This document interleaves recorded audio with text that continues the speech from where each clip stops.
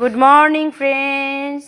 তো আজকে একটা নতুন সকাল শুরু করলাম তোমাদের সকলের সাথে।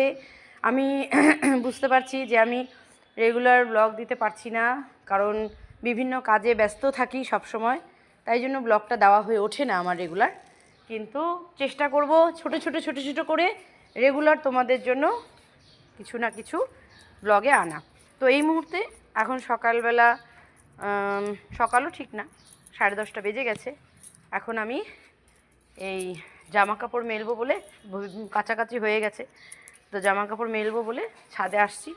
সাথে আমার কর্নাটিও আছে, ওর মতন খেলছে। ভাবছি এর ফাঁকেই আমি জামা কাপড়গুলো মেলে দেই, ও ততক্ষণে খেলুক। শুধু খেলবে না, সে পড়াশোনাও করতে থাকবে একা একা।